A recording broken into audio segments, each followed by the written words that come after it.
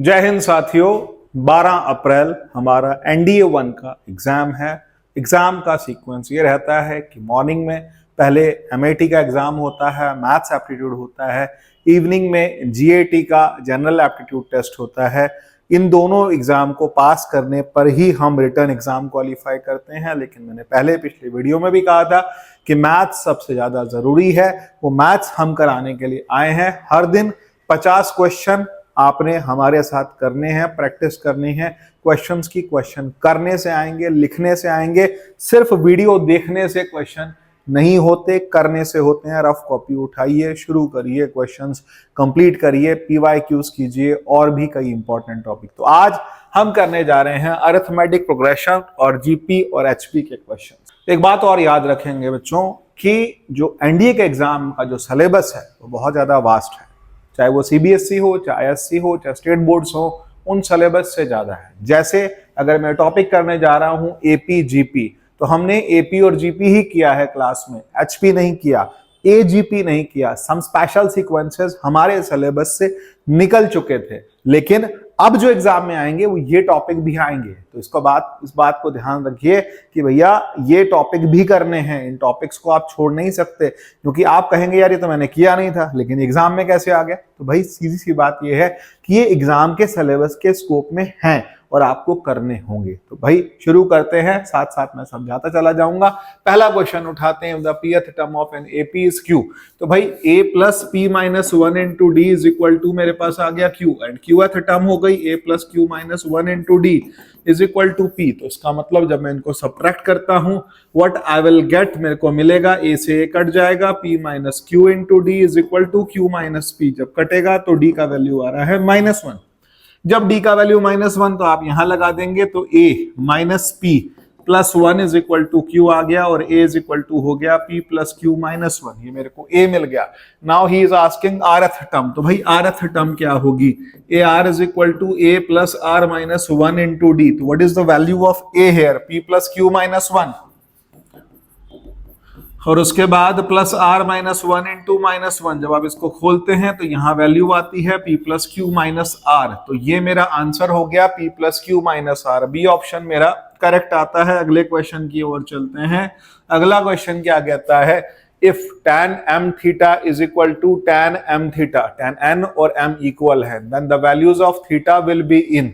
भाई ये क्वेश्चन कैसे होगा, तो भाई ये क्वेश्चन जो है वो ट्रिगोनोमेट्रिक इक्वेशंस का क्वेश्चन है कि tan n theta is equal to tan m theta. इसका मतलब n theta is equal to k pi plus m theta. इसका मतलब n minus m into theta is equal to k pi. तो इसका मतलब ये मान के चलें कि values of theta will be in. तो थीटा आ रहा है k pi upon n minus 1। n और m की वैल्यूज फिक्स हैं, k की वैल्यू भी फिक्स है। तो इसका मतलब बच क्या रहा है, मल्टीपल k की वैल्यूज क्या आएंगी, 0 1 2 3 4 आप लगा सकते हैं नेचुरल नंबर्स। तो ये बनेगी एपी, अरिथमेटिक प्रोग्रेशन, जिसका कॉमन डिफरेंस सेम रहता है। अब आते हैं अगले क्वेश्चन की ओर। अगला क्वेश्चन है nth term of the series. भाई ये जो क्वेश्चन है, ये क्वेश्चन जो है ये सम स्पेशल सीक्वेंसेस का है। सम स्पेशल सीक्वेंसेस के अंदर आपको ये बातें समझनी पड़ेंगी कि यहाँ दो सीरीज का मिक्सचर है। ये 3 इंटू 8 है, प्लस 6 इंटू 11 है, प्लस 9 इंटू 14 है, प्लस 10 इंटू 17 है। तो इसकी nth टर्म क्या होगी, 3 6 9 12। इसकी nth टर्म होगी 3 प्लस n माइनस 1 इंटू 3, और उसके बाद मल्टीप्लाई में 8 plus n minus 1 into common difference यहाँ कितना आ रहा है, 3। तो इसका मतलब 3 प्लस 3n माइनस 3, 3 से 3 कट गया।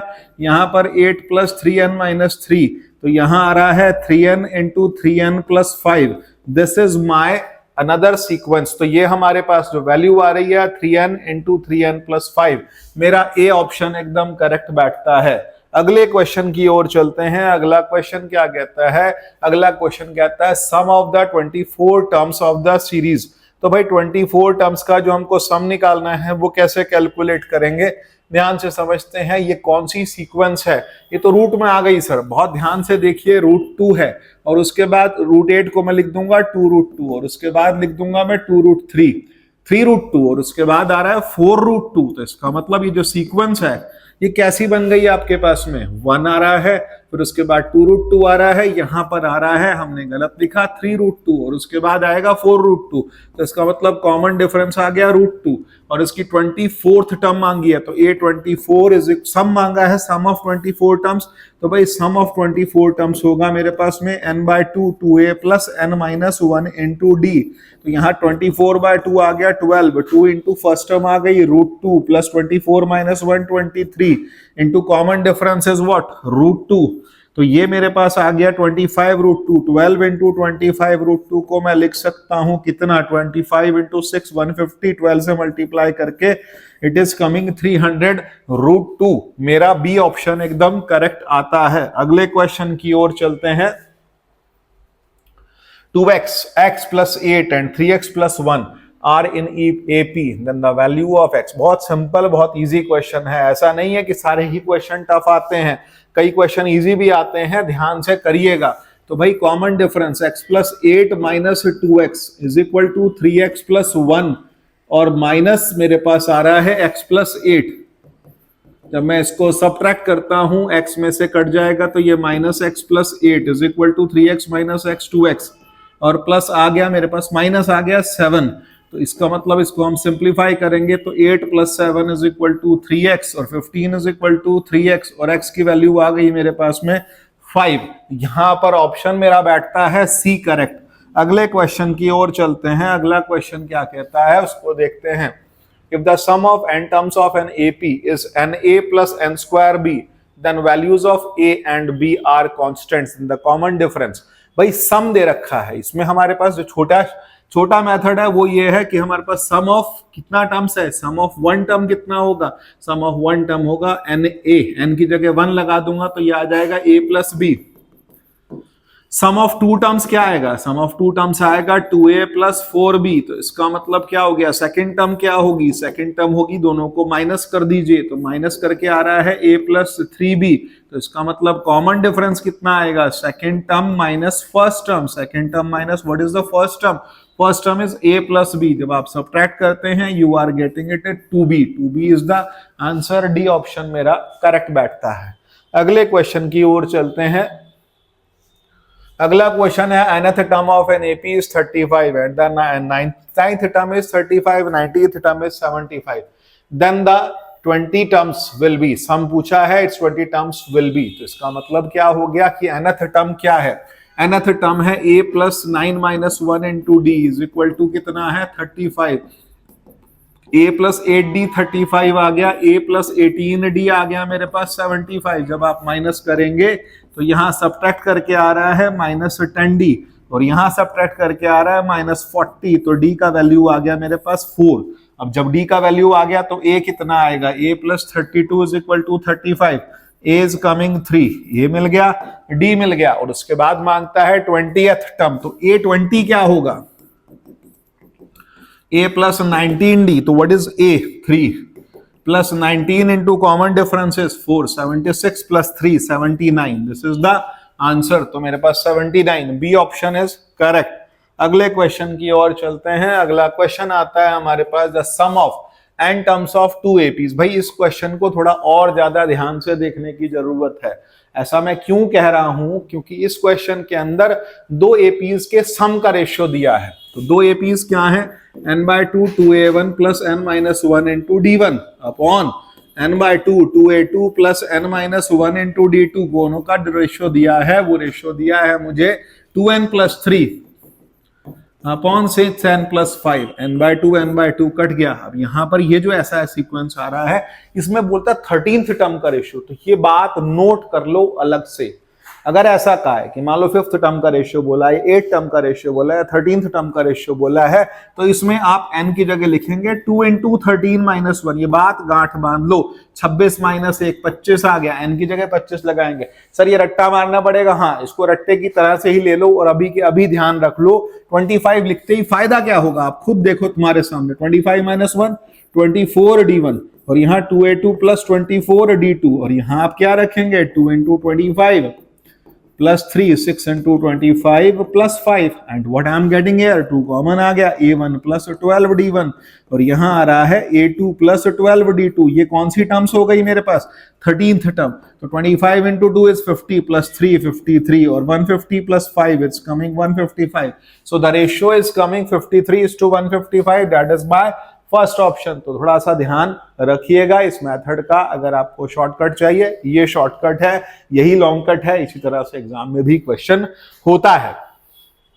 अगला question, if a n denotes the nth term of AP then हमारे पास में ए एम क्या होगा। तो भाई बोलता है a n denotes the mth term of AP then a n is equal to, भाई एपी है तो इसका मतलब क्या है कि आपको इसके अंदर चेक करना है कि कौन सी एपी होगी। तो पहली बात मैं आपको यहां बता दूं ये एपी नहीं होगी, क्योंकि ये am+1 ये भी नहीं होगी, क्योंकि दोनों के सम से आ रही है। ये होगी, रीजन क्या है, जब आप रखेंगे तो मान लीजिए 1/2 रखा am+1, तो am+1 क्या होगा a plus m+1 - 1 into d, और इसमें से जब मैं माइनस करूंगा a plus m - 1 into d, जब मैं इसको सब्ट्रैक्ट करता हूं मेरा a से a कट रहा है और यहाँ m माइनस हमारे पास आएगा m। तो इसका मतलब कॉमन रेशियो की जो वैल्यूज आ रही हैं वो कितनी आ रही हैं, यहाँ m+1 - 1 है और यहाँ m-1 - 1 है। तो इसका मतलब यहाँ पर a वाली टर्म कट जाएगी, d कॉमन निकल जाएगा और बनेगा m+1। तो m माइनस यहाँ क्या बनेगा m+2। तो इसका मतलब कॉमन डिफरेंस कितना आ गया d। इसका मतलब ये वैल्यूज क्या है, सेम है। अगले क्वेश्चन की ओर चलते हैं। अगला क्वेश्चन आता है हमारा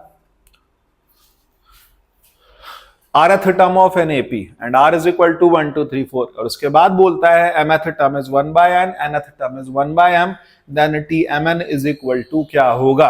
तो भाई mth टर्म क्या होगा, a plus m - 1 into d is equal to 1/n, a plus n - 1 into d कितना होगा 1/m,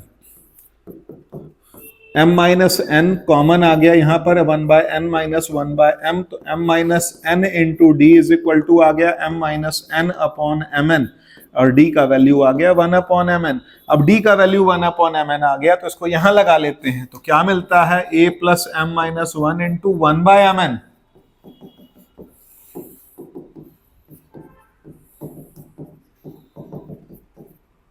यहां से 1/n कट गया, a की वैल्यू भी आ गई 1/mn और d की वैल्यू भी आ गई 1/mn। तो उसने बोला tmn क्या होगा। तो tmn के लिए मैं क्या करूंगा,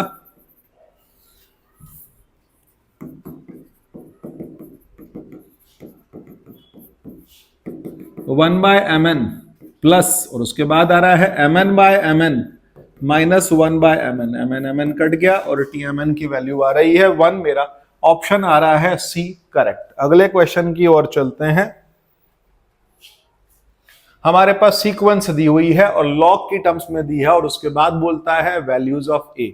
अगर यहां पर हमारे पास में ए की वैल्यूज एक्स की वैल्यूज बहुत सिंपल होती तो मैं रख के देख लेता, लेकिन यहां पर रखा नहीं जा पाएगा वैल्यूज को। तो फिर क्या करेंगे, हम इसको सिंप्लीफाई करके देखेंगे। सिंप्लीफाई कैसे करना है, तो टर्म्स दी हैं 1 और दूसरा दिया है log, बेस में हमारे पास आ रहा है 9 3 की पावर 1 - x + 2 और यहां आ रहा है log बेस में 3 4 की पावर 3x - 1। ये तीन टर्म्स दी हैं और ये एपी में दी हैं। तो फिर करेंगे क्या, ट्वाइस ऑफ मिडल टर्म,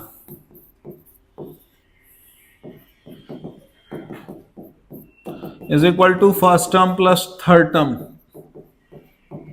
और उसके बाद मैं इसको लिख सकता हूं log 2 तो मल्टीप्लाई में ही है तो मैं इसको लिखूंगा log और यहां मिलेगा 3 की पावर 1/x + 2। log की प्रॉपर्टी बेस में 3 ले लिया और अपॉन में आएगा log 9 को लिखूंगा 3 स्क्वायर।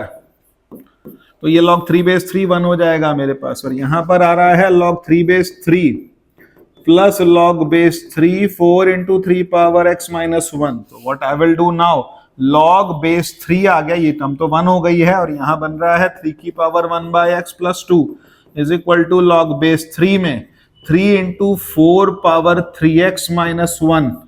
यहां पर इस सीक्वेंस तक पहुंचे, log बेस 3 कट जाएगा। अब हम क्या करेंगे, 3 पावर x वाली टर्म आएगी और यहाँ क्वाड्रेटिक बनेगी 3/3 power x + 2 is equal to 3 into 4 times 3 power x - 1। हमने लेट कर लिया 3 power x is equal to a, तो ये बनेगा 3/a+2 is equal to 3 times a-1, और उसके बाद आपकी क्वाड्रेटिक बनती है जिससे आप वैल्यू निकाल पाएंगे log x बेस e की। तो ये हमारे पास क्वेश्चन है जिसके अंदर आपको लॉग में टर्म्स दिए हैं और एपी का क्वेश्चन है। अगले क्वेश्चन की ओर चलते हैं।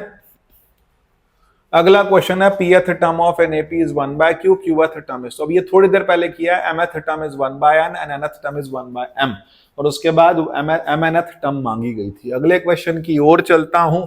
The sum of first n natural numbers is, तो भाई sum of first n natural numbers का जो फार्मूला होता है आपको रट लेना चाहिए, n इंटू n प्लस 1/2। मैं आपको बता भी दूं, सिग्मा 1 होता है n, सिग्मा n होता है n plus 1/2, sigma n square होता है sum of square of n natural number n plus 1 2n plus 1/6, and sum of cube of n natural numbers होता है n प्लस 1/2 का होल स्क्वायर। तो याद रखिएगा, भूलना नहीं है। अगले क्वेश्चन की ओर चलते हैं।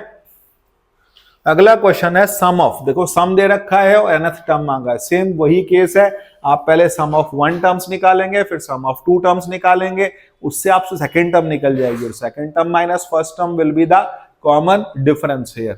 अगले क्वेश्चन की ओर चलते हैं। अगला क्वेश्चन है nth term of an AP is 3n-1, choose from the following the sum of its first 5 terms. तो भैया आपके पास 3n-1 दे रखा है और आपको शुरू की 5 टर्म्स का सम चाहिए, तो शुरू की 5 टर्म्स तो आप वैसे भी ऐड कर सकते हैं, n की जगह 1 रखेंगे तो 1 3-1 2 आ गया, और उसके बाद 2 रखेंगे तो यहाँ आ रहा है 5, और उसके बाद आ रहा है आपका 8, फिर आ रहा है 11, और आ रहा है फिर 14। आप इनको ऐड कर लो, 2 और 5 7 और 8 15 और 11 26 और 14 40। डी ऑप्शन मेरा करेक्ट आ रहा है। छोटा था इसलिए बिना फार्मूला के मैंने इस एडिशन को यूज किया। अगला क्वेश्चन आ रहा है मेरा, अगला क्वेश्चन है द सॉल्यूशन ऑफ दिस। तो भाई हमारे पास सम दिया है x+1 x+4 x+7 up to x+28 is 1/55। तो भैया फर्स्ट टर्म पता है, लास्ट टर्म पता है, लेकिन मेरे पास में नंबर ऑफ टर्म्स नहीं पता, तो इसीलिए मुझे इसको सिंप्लीफाई करके नंबर ऑफ टर्म्स निकालना पड़ेगा। x+28 is equal to x+1 plus n-1 into common difference is 3.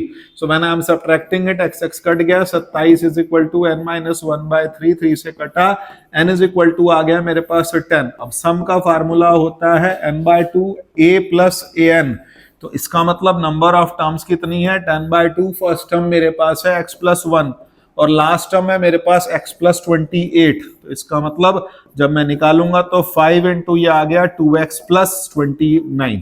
ये मेरा आंसर हुआ।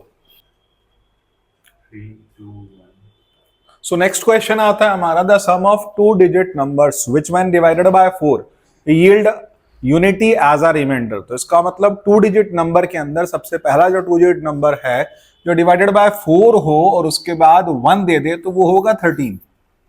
अब 13 होगा और कॉमन डिफरेंस मेरे पास 4 होगा, और लास्ट टर्म कौन सी आएगी, 4 से डिविजिबल जो हमारे पास में है वो है, मतलब 2 डिजिट नंबर में 96 प्लस 1 लास्ट डिजिट हो गई मेरे पास 97। तो इसका मतलब 97 is equal to 13 plus n-1 into 4। अब कितना आएगा, 84 is equal to n-1 into 4। 21 is equal to n-1 और n का वैल्यू आ रहा है 22। नंबर ऑफ टर्म्स मिल गए। अब मुझसे सम मांगा गया है, सम आएगा मेरे पास में 22/2 into first term is 13, last term is 97, 11 into 110, it is coming 1210। अब हमारे पास आंसर आ रहा है सी ऑप्शन। अगले क्वेश्चन की ओर चलते हैं। अगला क्वेश्चन क्या कहता है वो देखते हैं। Sn denotes the sum of n terms of an AP, ठीक है, then the value of s of 2n माइनस s of n। यहां पर वैल्यू क्या आएगी हम इसको कैलकुलेट करके देखते हैं। s of 2n होगा मेरे पास 2n/2 into 2a plus 2n minus 1 into d, और minus n/2 2a plus n minus 1 into d. मेरे पास n/2 कॉमन आ जाएगा, 2 मल्टीप्लाई करेगा 4a plus 2 times 2n minus 1 into D minus 2a minus n into n minus 1 into D. यहां पर 4a minus 2a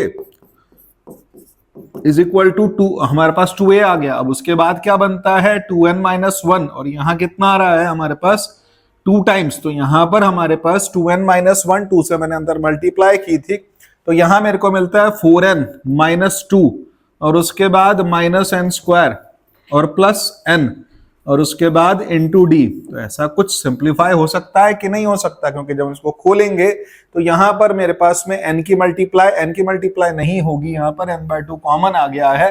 तो n/2 common आ रखा है तो इसका मतलब n की मल्टीप्लाई नहीं है, तो फिर तो आसान हो जाएगा हमारे को सॉल्व करना। तो यहां बनता है n/2 4a - 2a is 2a और उसके बाद बनता है d कॉमन आएगा तो मेरे पास मिलेगा 4n - 2 - n + 1 और उसके बाद अगली वैल्यू आती है मेरे पास 2a + 3n - 1 इंटू डी। तो यहां पर मैं 3 से मल्टीप्लाई 3 से डिवाइड कर दूं तो ये बन गया s(3n), तो 1/3 ऑफ s(3n). अब ऐसा कौन सा ऑप्शन है, तो s(3n) वाला 1/3 वाला सी ऑप्शन मेरा करेक्ट आता है। अगले क्वेश्चन की ओर चलते हैं। नेक्स्ट क्वेश्चन है हमारा, let the sequence a1 a2 a3 up to a2n form an AP, then the values of a1² - a2², फिर उसके बाद a2² - a3²। इस तरीके से हमारे पास जो टर्म्स आ रही हैं वो आ रही हैं a² 2n। अब ऐसे केस के अंदर हमारे पास जब ये AP है तो इसका मतलब क्या होगा, बहुत क्लियरली पता है कि a1 - a2, a2 - a3, a3 - a4 ये सब आपस में इक्वल है। और अगर ये आपस में इक्वल हैं तो इसका मतलब ये किसके इक्वल है, तो कहता है कॉमन डिफरेंस के इक्वल है या -d के इक्वल है या d के इक्वल है। तो यहाँ पर a1² - a2² है, मैं उसको लिख सकता हूँ a1 + a2 into a1 - a2 और उसके बाद अगले वाले में क्या आएगा a2 + a3 into a2 - a3। ऐसा करते करते लास्ट में जो मेरे पास आएगा वो वैल्यू कितनी आएगी, वो वैल्यू आएगी a2n - 1 + a2n into a2n - 1 - a2n। तो यहां पर जब हम सिंप्लीफाई करते हैं ये कॉमन डिफरेंस -d के इक्वल आ रहा, -d कॉमन आ गया, मेरे पास बचता क्या है a1 + a2 a3 + a4 a5 + a6 और लास्ट में आ रहा है a2n। तो यहां पर मुझे सम कैलकुलेट करना है इस AP का, और सम निकालने के लिए मेरे पास जो नंबर ऑफ टर्म्स हैं वो 2n है। तो 2n/2 into 2a + 2n - 1 into common difference is d। तो यहाँ उसमें हमें बता रखा है कि ये सीक्वेंस है और ये सीक्वेंस के लिए जो हमारे को उसको सम दिया है वो बता रखा है।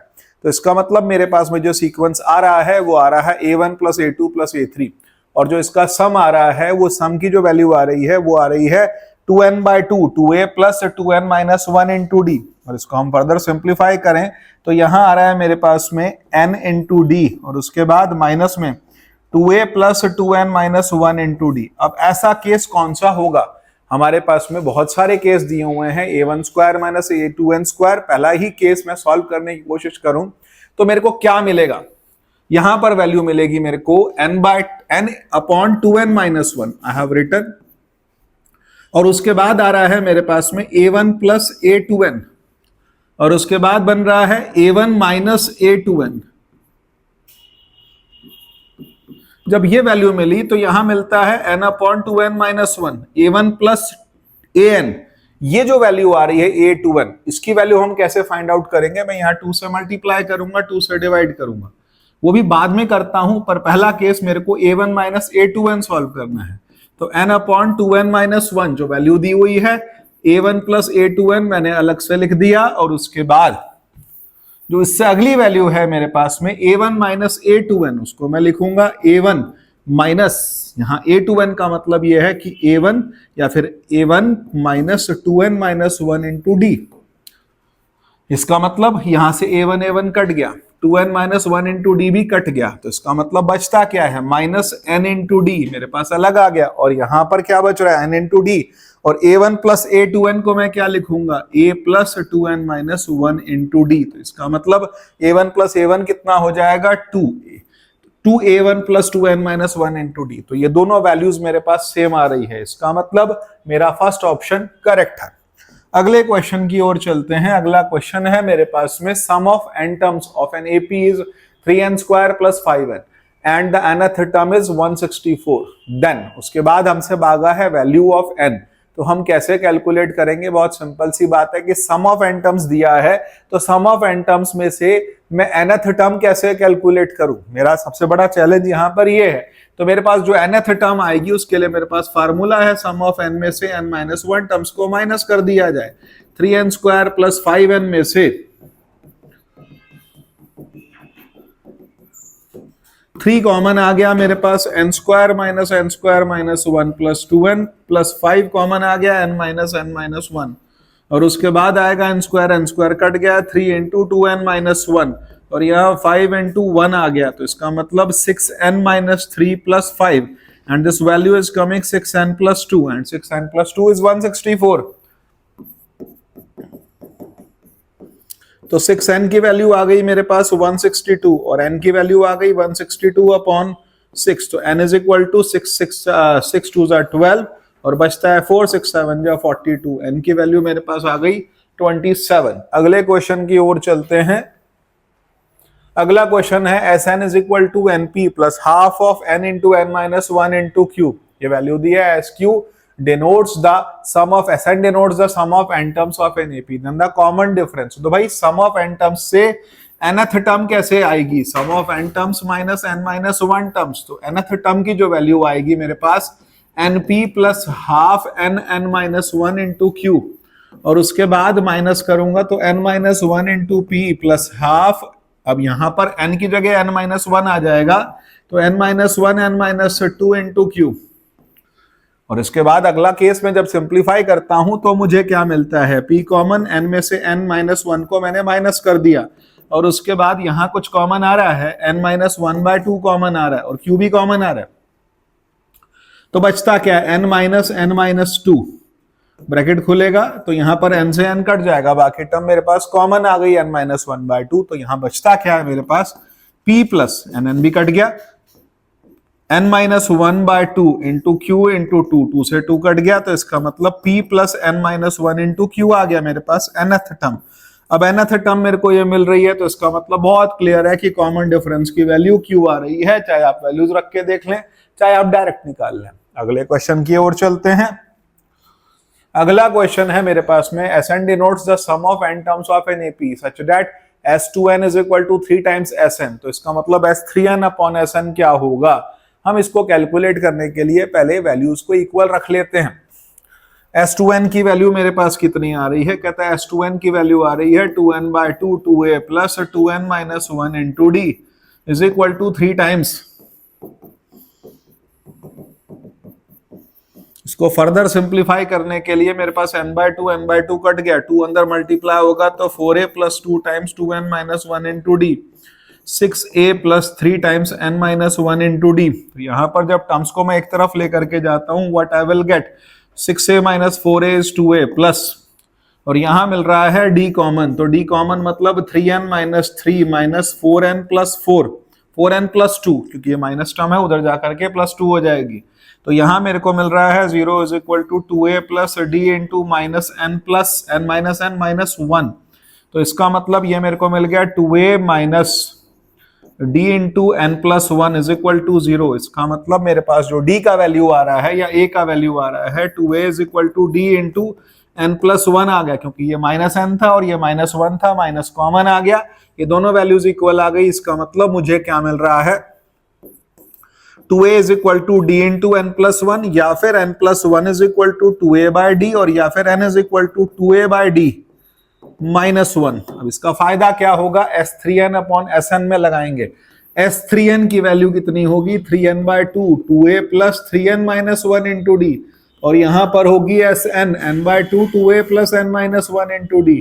तो ऐसा करने के बाद मेरे पास n से n कट गया, 2 से 2 कट गया, 3 टाइम्स. अब 2a प्लस n की वैल्यू मेरे पास कितनी आ रही है, या फिर d की वैल्यू कितनी आ रही है? d की वैल्यू आ रही है 2a अपॉन n प्लस 1. लगा देते हैं 2a plus 2a upon n plus 1 into 3n minus 1. ये वैल्यू लगा करके थोड़ा आसान हो जाएगा, और यहां बनेगा 2a plus 2a into n minus 1 upon n plus 1. तो उसके बाद क्या सिंप्लीफाई होकर के आएगा? 3 इंटू 2a कॉमन, और उसके बाद एलसीएम आ गया n plus 1 plus 3n minus 1, और अपॉन में आ रहा है n प्लस 1. तो उसके बाद आ रहा है n plus 1 plus n minus 1. 2a common निकाल दिया मैंने, और उसके बाद जो टर्म्स कटती हैं उसको लिख लेते हैं. यहाँ आ रहा है 6a into 4n plus 4n ही बच रहा है, 1 कट गया है, यहाँ पर 1 कट गया, ये 2n बन रहा है, तो 2n से कटा तो यहाँ वैल्यू आ रही है 12a. तो 12a का मतलब यहां पर जो रेशियो में हमारे पास था 2a ऊपर नीचे दोनों साइड कटेगा, तो सिर्फ जो रेशियो बचता है मेरे पास में, क्योंकि 2a ऊपर से भी कटा नीचे से भी कटा, तो इसका मतलब जो रेशियो आएगा that will come only 6 not 12a। तो आंसर मेरा आ रहा है बी, दैट इज कमिंग 6। अगले क्वेश्चन की ओर चलते हैं। The first term of an AP consecutive integers is p square plus 1 and the sum of 2n minus 2n plus 1 terms of this series can be expressed as। तो भाई first term of an AP of consecutive integers is p square plus 1 और उसके बाद बोलता है sum of 2p plus 1 terms of this series can be expressed as।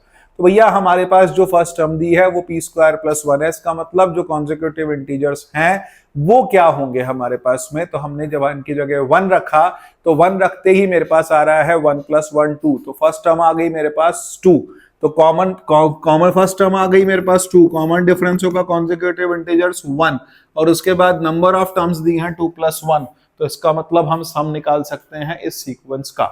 अगले question की ओर चलते हैं। अगला क्वेश्चन क्या कहता है? अगला क्वेश्चन बोलते हैं, हाँ ये क्वेश्चन आपको जरूर करना है, अरिथमेटिक मीन वाला क्वेश्चन है और इस क्वेश्चन को जरा ध्यान से आप लोग समझ लीजिएगा क्योंकि ये बहुत बार आता है। कहता क्या है, इफ a की power n plus 1 plus b की power n plus 1 upon a plus b, a power n plus b power n ऐसा दिया है, तो यहां पर बोलता है n की वैल्यू क्या होगी, a power n plus 1 plus b power n plus 1 upon a power n plus b power n is equal to arithmetic mean, इसका मतलब a प्लस b बाय 2। अब यहां पर आप ऑप्शन से भी उठा करके कर सकते हैं। कैसे करेंगे, हम ऑप्शन में अगर n की जगह -1 रख दूं तो यहाँ a power 0 plus b power 0 नहीं बनेगा, 1 रख दूं तो a square plus b square upon a plus b तब भी नहीं बनेगा। इसका मतलब n की जगह 0 रख दें, a प्लस बी अपॉन 2 आ रहा है भाई, आंसर आ रहा है c is equal to 0। Answer देख करके भी हम कर सकते हैं। अगले क्वेश्चन की ओर चलते हैं। अगला क्वेश्चन क्या कहता है, the number is the reciprocal of other if the arithmetic mean of two numbers is 13 by 12 then the numbers are। तो भाई एक नंबर हो गया a और दूसरा नंबर हो गया 1 by a, इनका अर्थमेटिक मीन होगा हमारे पास a प्लस बी बाय 2, तो a plus 1 by a is equal to दिया है 13 बाय 12। तो ऐसा करने के लिए हम क्या करेंगे, एलसीएम ले लिया, a square plus 1 is equal to 13 by 6, तो 6a square minus 13a plus 6 is equal to 0। मेरी क्वाड्रेटिक बन गई, 9 4 जा 36, 6a square minus 9a minus 4a plus 6 is equal to 0। तो इसका मतलब मेरे पास 3a कॉमन आएगा, 2a माइनस 3 माइनस 2 कॉमन आएगा 2a माइनस 3 और यहां पर क्या बचता है 2a minus 3 into 3a minus 2 is equal to 0. I am getting two values, one is 3 by 2 and other is 2 by 3. So ये मेरे दो आंसर आ गए। इसके बाद 2 by 3 and 3 by 2, भाई ठीक है, तो मेरा डी ऑप्शन एकदम करेक्ट बैठता है। अगले क्वेश्चन की ओर चलते हैं। अगला क्वेश्चन है, if 1 upon p plus q r plus p and q plus r are in AP then, इसका मतलब क्या है, अगर ये AP में है तो twice of middle term is equal to first term plus last term होगा। तो 2 upon r plus p plus q into q plus r, और जब मैं इसको सिंप्लीफाई करूंगा तो 2 times p plus q into q plus r is equal to p plus r into 2q plus r plus p। जब आप brackets खोलेंगे तब क्या मिलेगा, जरा ध्यान से देखिए, P Q plus P R plus Q R plus Q R plus Q square हो गया इज इक्वल टू, जब यहां ब्रैकेट खोलेगा तो मिलेगा 2pq और उसके बाद plus P R plus P square और उसके बाद फिर प्लस 2qr और उसके बाद आप जो मल्टीप्लाई करेंगे तो वैल्यू मिलेगी r की मल्टीप्लाई, पहले आपने p की करी अब r की करी है, तो plus r square plus rp। कुछ टर्म्स कटती हैं तो काट लेते हैं, तो बहुत क्लियर है कि 2pq कट रहा है। अब यहाँ 2pr आ रहा है, वहां भी 2pr आ रहा है, कट रहा है टर्म। तो उसके बाद क्या बचता है मेरे पास में qr, 2qr यहाँ आ रहा है, 2qr वहां आ रहा है, वो भी कट रहा है। तो इसका मतलब हमारे पास बचा क्या, 2q square is equal to p square plus r square. इसका मतलब p square q square r square are in AP। तो हमारा ऑप्शन बी करेक्ट हो जाएगा। अगले क्वेश्चन की ओर चलते हैं। If 1 log x base y and base में x log y -15 and log z base x are in AP, then हमारे पास रिलेशन क्या होगा। तो भैया हमारे पास हमको इस क्वेश्चन को करने के लिए ये बात तो समझनी पड़ेगी कि इसको हम लिखें कैसे। तो लिखने के लिए अगर आप इसको ध्यान से देखें तो ये आ रहा है 1 को लिख सकते हैं log x बेस x, दूसरा आ जाएगा log x बेस y और तीसरा आ रहा है log y बेस x -15, और उसके बाद जो तीसरी टर्म आ रही है वो आ रही है log z बेस x। अब यहां पर हम लोगों को एक काम तो करना पड़ेगा कि 3 टर्म्स एपी में है। पहले मिडल टर्म का twice is equal to first term plus third term, and same goes here, middle term का twice is equal to first term plus third term. लेकिन हम ऑप्शंस को भी रख के देखेंगे so that we can get our answer at the earliest. अगले question की ओर चलते हैं।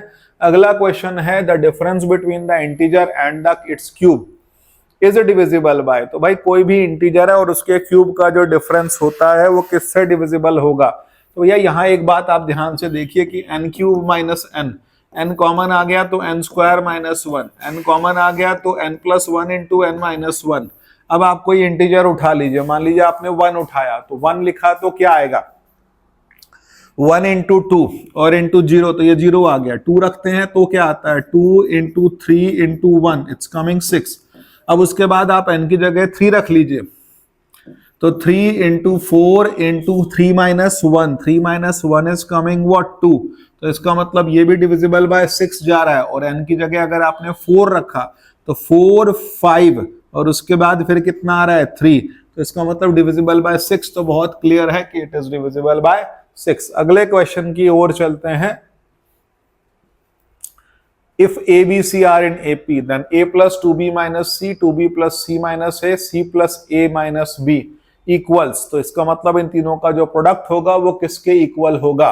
हम ट्राई करके देखते हैं। अगर ABC AP में है तो इसका मतलब A plus C minus A, अब यहाँ क्या बोला है देखिए ध्यान दीजिएगा, यहाँ A plus 2B की जगह मैं क्या लिखूंगा A plus C और माइनस C, और उसके बाद फिर 2P की जगह A plus C minus A into C plus A minus B. हम यहां तक पहुंचे हैं, थोड़ा सिंप्लीफाई करते हैं। सी से सी कटा 2a, यहाँ ए से ए कटा बचा 2c, और यहाँ पर c plus A minus B, तो c plus A minus B की जगह a प्लस सी बाय 2 लगा दिया मैंने, और यहाँ मिल रहा है 4ac, और यहाँ एलसीएम आ रहा है मेरे पास 2, तो 2a प्लस 2c माइनस ए माइनस सी, यहाँ 2 से ये टर्म कट रही है 2ac इंटू यहाँ बचता है मेरे पास a प्लस सी, और इसका मतलब 2ac इंटू a प्लस सी। अब इसके बाद क्या कर सकता हूं मैं 2 times ac into a plus c की जगह लिख दूंगा मैं 2b, तो इसका मतलब आ रहा है 4abc। मेरा डी ऑप्शन एकदम करेक्ट आता है। अगले क्वेश्चन की ओर चलते हैं। अगला क्वेश्चन क्या कहता है उसको देखते हैं। द 20th टर्म ऑफ, अब ये क्या है हमारे पास में, कई बार डॉट में दिया बच्चों को डेसिमल का कंफ्यूजन होता है, लेकिन फिर भी लेट्स ट्राई 20th टर्म, तो 2 4 6 8, तो इसका मतलब क्या है जो इसकी 20th टर्म होगी 2 plus 20 minus 1 into common difference 2, और यहाँ पर अगला क्या आएगा 4 plus 20 minus 1 into common difference आ रहा है 2, तो इसका मतलब 2 प्लस 19 2 जा 38, और उसके बाद यहाँ आ रहा है 4 प्लस 19 2 जा 38, तो इसका मतलब मल्टीप्लाई कर रहे हैं तो ये आ रहा है 40 और ये आ रहा है 42, मल्टीप्लाई किया तो 4 2 जा 8 4 4 जा 16, the value is coming 1620। B option मेरा करेक्ट है। अगले क्वेश्चन की ओर चलते हैं। अगला क्वेश्चन है हमारे पास a b c are the pth qth and rth term of a GP, then हमारे से वैल्यूज बोली हैं c अपॉन b की power p, b upon a की power r and a upon c की पावर q कितनी होगी। तो लेट्स डू इट। हम क्या करते हैं, हम यहाँ पर इसको ऐसे ना लिख करके थोड़ा सा सही करते हैं। कैसे सही करेंगे भाई, c की पावर p माइनस q लिख सकते हो आप, b की पावर आप लिख सकते हो r माइनस p, और उसके बाद a की पावर लिख सकते हो r माइनस p। b की पावर आ रही है p, r और q है, तो इसका मतलब a की पावर आप लिख सकते हैं q माइनस r। अब आपके पास a b और c की वैल्यूज हैं कितनी, तो भैया यहाँ पर जो वैल्यूज आ रही हैं वो कितनी है, हमारे पास a की वैल्यू आ रही है a r की पावर p माइनस वन, और b की वैल्यू आ रही है a r की power q minus one, c की वैल्यू आ रही है a r की पावर r माइनस वन। अब आप ये जो वैल्यूज है ना, आप इसमें लगाएंगे, जैसे ही लगाएंगे तो आपको क्या मिलेगा, whole power will become zero. When whole power becomes zero तो इसका मतलब वैल्यू आ गई 1। अगले क्वेश्चन की ओर चलते हैं। हमारा इसका ऑप्शन हो जाएगा ए। The first and the last term of a GP are A and L respectively. R being the common ratio, then the number of terms in the GP is. तो भैया नंबर ऑफ टर्म्स निकालने के लिए log में answer क्यों दे रखे हैं, मैं बताता हूं क्यों दे रखे हैं। फर्स्ट टर्म दी है आपको और आपको लास्ट टर्म भी दे रखी है। R being the common ratio, number of terms क्या होंगे, तो भैया L is equal to A into R की पावर n माइनस वन। इसका मतलब L upon A is equal to R की power n minus 1, taking log both sides, log L minus log A is equal to n minus 1 into log R। तो इसका मतलब मेरे को क्या मिल रहा है, नंबर ऑफ टर्म्स, तो log L minus log A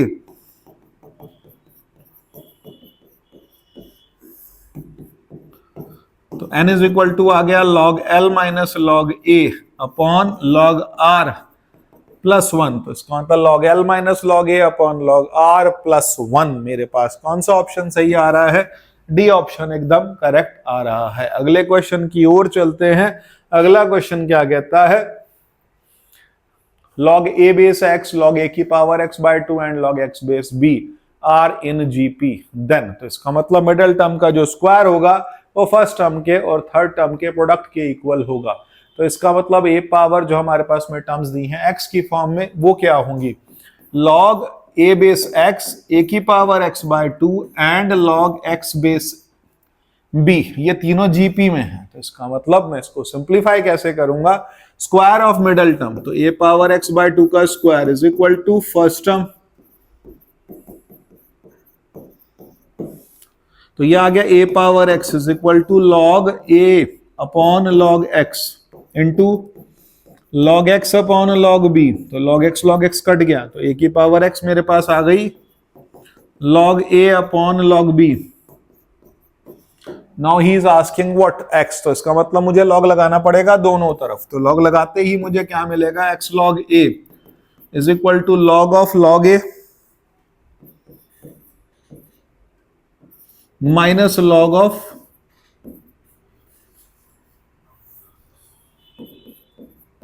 log b। यहां तक हम पहुंच गए। तो इसका मतलब क्या आ रहा है, हमारे पास में ये टर्म माइनस में आ गई और उसके बाद हमसे मांगा गया है x का वैल्यू। तो x की वैल्यू क्या आएगी, आप अपॉन में log a कर देंगे। तो इसका मतलब मेरे को मिलता क्या है, x of log base a log a upon log a, और उसके बाद अगले टर्म में आ रही है minus log base a log b upon log a। तो log a जो हमारे पास में यहाँ आ गया डिनोमिनेटर में। तो इसका मतलब मेरे पास जो ऑप्शन बन रहे हैं log a minus log b वाले ऑप्शन बन रहे हैं, और log a minus log b वाले जो ऑप्शन हमारे पास आ रहे हैं, that is C option correct. अगले क्वेश्चन की ओर चलते हैं। अगला क्वेश्चन क्या कहता है उसको देखते हैं। If the roots of the cubic equation are in GP, तो इसका मतलब इसके जो रूट्स हैं अब उनकी वैल्यूज क्या होंगी, जरा इसको ध्यान से देखते हैं। इसके रूट आएंगे 3, अल्फा बीटा एंड गामा, और ये जो रूट्स हैं ये GP में है। इसका मतलब इन तीनों का जो प्रोडक्ट होगा वो मेरे पास में इक्वल टू क्या होना चाहिए, a अपॉन r, a और AR। तो इसका मतलब मेरे पास इनके जो 3 टर्म्स आएंगी वो क्या क्या आएंगी, तो हमारे पास जो रिलेशन है वो रिलेशन हमारे पास उसके बाद बोलता है देन, जो इनका रिलेशन है वो हमसे मांगा जा रहा है। तो हमारे पास जो रूट्स हैं वो है अल्फा बीटा और गामा। अगर इसको हम रूट्स को अल्फा बीटा और गामा ना लें तो हम इसको ले सकते हैं a upon r, a and AR। फायदा क्या होगा, इसको हम थोड़ा सा और डिफरेंट लिख लेते हैं। तो कैपिटल A R, A और A अपॉन R थोड़ा डिफरेंट हो जाएगा। अब इनका प्रोडक्ट क्या होगा, प्रोडक्ट होगा D अपॉन A।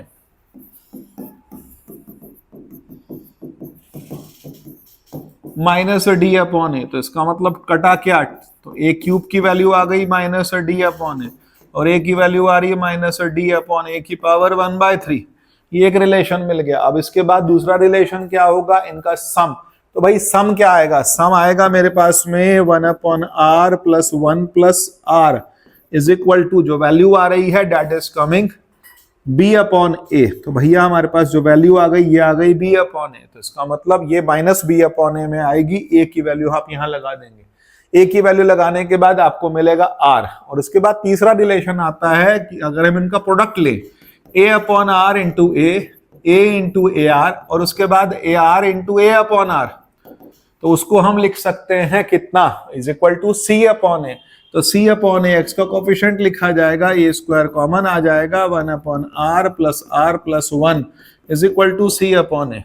तो यहां पर मेरे पास दो रिलेशन आ गए हैं। अगर इन दोनों रिलेशंस को मैं डिवाइड कर दूं तो मेरे पास में स्क्वायर करके डिवाइड कर दूं या सिंपली डिवाइड कर दूं तो वैल्यू सब्स्टिट्यूट कर सकते हैं। वैल्यू सब्स्टिट्यूट करने से फायदा क्या होगा जरा वो देख लीजिए। जब मैं डिवाइड करता हूं तो मुझे क्या मिलता है, अपॉन में a 1 अपॉन r प्लस 1, और यहां आ रहा है b अपॉन ए से a कट गया, और यहां a की वैल्यूज जब हमने डिवाइड कर दी तो क्या मिलता है, यहां पर बना a is equal to c upon b। तो इसका मतलब जो a की वैल्यू है वो मैं यहां लगा सकता हूं माइनस d अपॉन a की power 1/3 is equal to c upon b। Cubing both sides करके आप सिंप्लीफाई कर सकते हैं, इसका आंसर फाइंड आउट कर सकते हैं। अगले क्वेश्चन की ओर चलते हैं। अगला क्वेश्चन क्या है वो देखते हैं। अगला क्वेश्चन है the sum of first 5 terms of a series. तो भाई सीरीज दे रखी है, फर्स्ट टर्म दी है, कॉमन डिफरेंस हम निकाल सकते हैं। पहले हम चेक कर लें कि ये सीरीज होगी क्या। तो यहां पर आ रहा है 3 और यहां आ रहा है 9/2 और उसके बाद आ रहा है 24 + 3 27/4।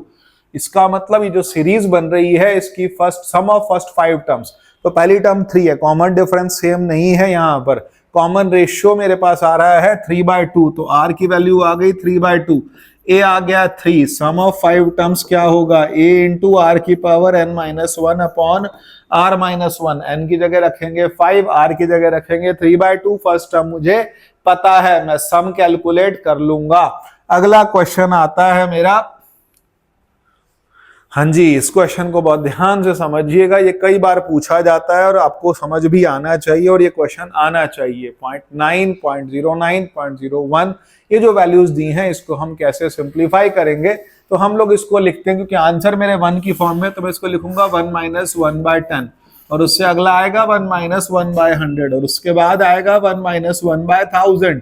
तो इसका मतलब कितनी टर्म्स तक, 100 टर्म्स तक। तो यहाँ आ गया 100, या फिर हम 100 बाहर भी ले सकते हैं, 100 प्लस उसके बाद कॉमन रेशियो मेरे पास जो जीपी बन रही है 1/10 1/100। तो इसका मतलब मेरे को क्या मिल रहा है, फर्स्ट टर्म आ गई 1/10, कॉमन रेशियो 1/10 की पावर 100 और अपॉन 1 - 1/10। तो यहाँ इस एक्सप्रेशन को और थोड़ा सिंप्लीफाई कर लो तो मुझे क्या मिलता है, 100 तो मेरे पास आएगा ही a प्लस, क्योंकि 1 1 1 1 1 n बार आएगा तो हमने उसको 100 लिख दिया। अब 100 प्लस यहाँ मिलता है 1/10 और उसके बाद डिवाइड में आ रहा है 9/10, तो यहाँ 9 मेरे पास आ जाएगा, 1/9 बाहर आ गया और कॉमन रेशियो जो मुझे मिल रहा है वो मिल रहा है 1/10, तो 1 - 1/10 की पावर 100।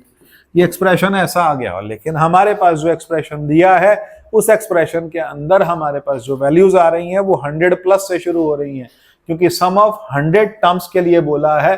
तो सम ऑफ सीरीज ऑफ 100 टर्म्स इसको करने के लिए थोड़ा सा मेथड को हम चेंज कर लेते हैं। क्यों चेंज कर लेते हैं मैं आपको बताता हूं, क्योंकि इससे हमारा आंसर बिल्कुल एग्जैक्टली मैच नहीं करेगा।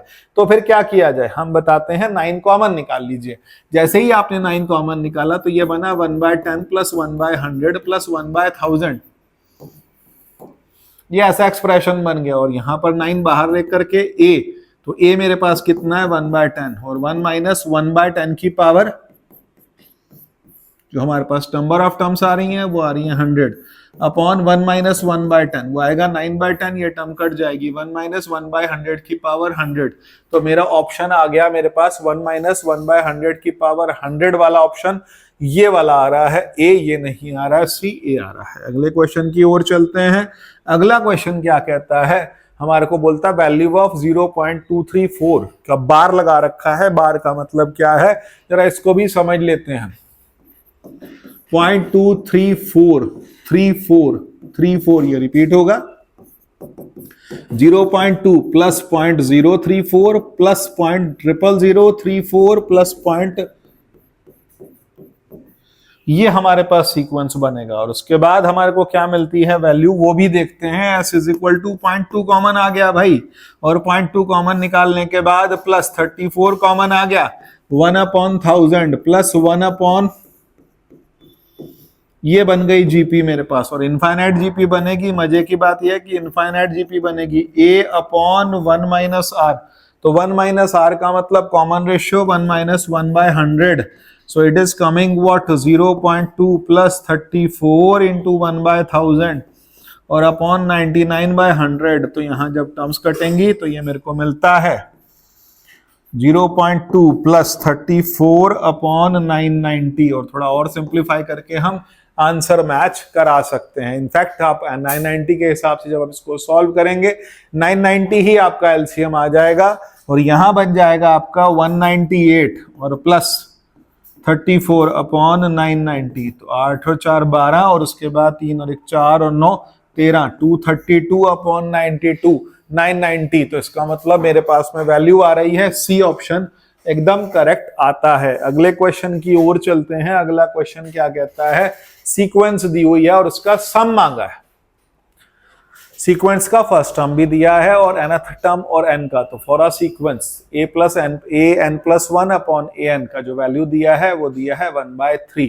तो इसका मतलब यहाँ कॉमन रेशियो 1/3 दिया है, फर्स्ट टर्म भी दिया, आइडेंटिफाई कर लिया कि ये जीपी है। अब जीपी का सम निकालना है एन 20 टर्म्स के लिए। तो इसका मतलब 20 टर्म्स के लिए मेरे पास फार्मूला आएगा a इंटू 1 माइनस आर की power n upon 1 minus r. तो इसका मतलब मेरे पास a की वैल्यू कितनी है 2 इंटू 1 माइनस 1/3 की पावर 20 और अपॉन 1 माइनस 1/3 इज कमिंग 2/3। तो इट्स कमिंग 3 इंटू 1 माइनस 1/3 की पावर 20। सो काइंडली चेक कि कौन सा ऑप्शन सही आता है। मेरे पास बी ऑप्शन एकदम करेक्ट आता है। अगले क्वेश्चन की ओर चलते हैं। अगला क्वेश्चन क्या कहता है, the solution of equation 1 plus a plus a square plus a cube up to a n is equal to इतना is given by x is equal to. तो भैया ये जो वैल्यूज दी हैं वो हमारे को क्या दी हैं, 1 प्लस ए प्लस ये जो एक्सप्रेशन दिया है और उसके बाद दिया है इज इक्वल टू 1 प्लस ए, फिर उसके बाद 1 प्लस ए स्क्वायर और उसके बाद 1 प्लस। तो यहाँ पर जो x की वैल्यू आ रही है वो क्या होगी, हम इसको कंपेयर करके चेक करके देखते हैं कि क्या आता है। तो पहली बात हम लोग जब यहाँ इसको सिंप्लीफाई करेंगे तो क्या मिलेगा, यहाँ जो सम मिलेगा वो मिलेगा 1 इंटू 1 माइनस ए की पावर x, क्योंकि हमारे पास जो नंबर ऑफ टर्म्स हैं वो कितनी आ रही है, फर्स्ट टर्म में 1 है तो a पावर 0, उसके बाद कितना आ रहा है a पावर, हमारे पास थर्ड टर्म में a स्क्वायर आ रहा है, फोर्थ टर्म में a क्यूब आ रहा है। इसका मतलब जो हमारे पास जो टर्म्स हैं वो कितनी जाएंगी, वहां पर नंबर ऑफ टर्म्स कितनी आएंगी, तो नंबर ऑफ टर्म्स आएंगी, थर्ड टर्म में स्क्वायर आ रहा है, फोर्थ टर्म में क्यूब आ रहा है। तो इसका मतलब मेरे पास यहाँ पर नंबर ऑफ टर्म्स एक ज्यादा हो जाएंगी, a की पावर x प्लस 1 आ जाएगा upon 1 minus a is equal to 1 plus a, 1 plus a square, 1 plus a की पावर 4। कंपेयर करना शुरू करते हैं।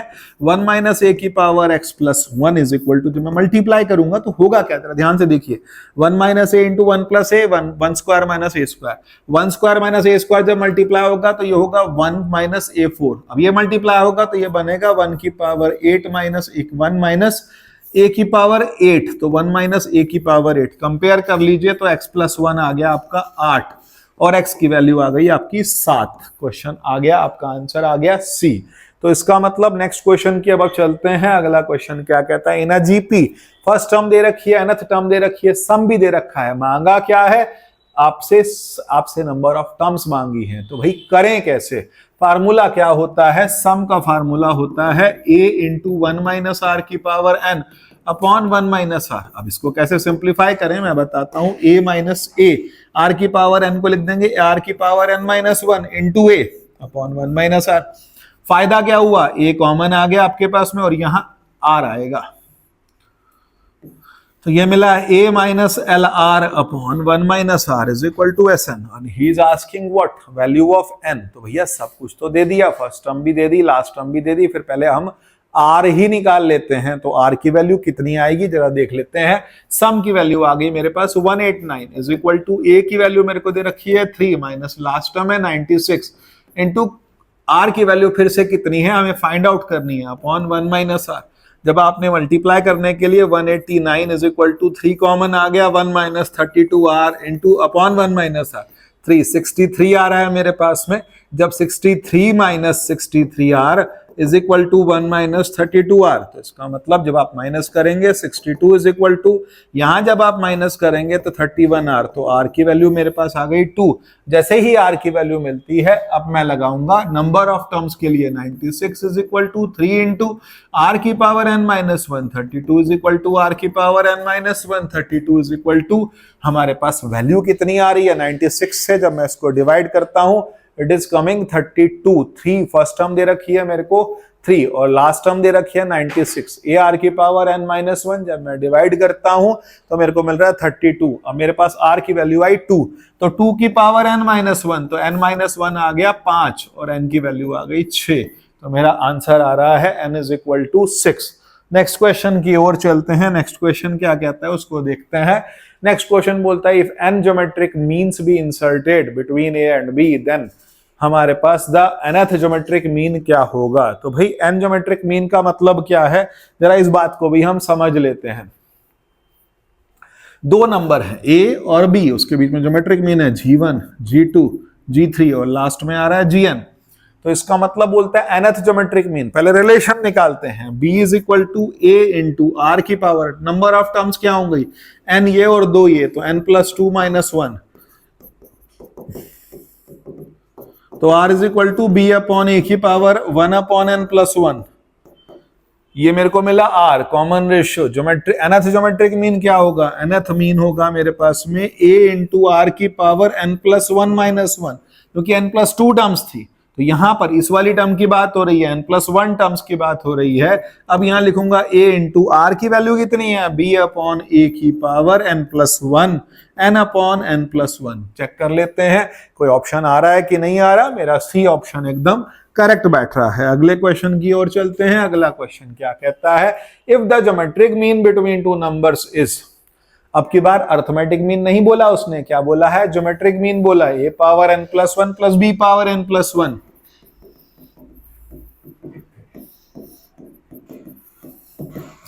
a power half b power half, क्योंकि रूट a भी होगा, क्रॉस मल्टीप्लाई करते हैं,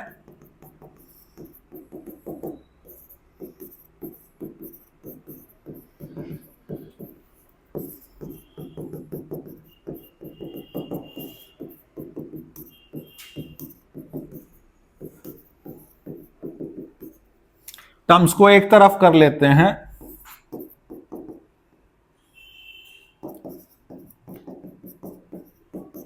और उसके बाद यहां क्या बचता है,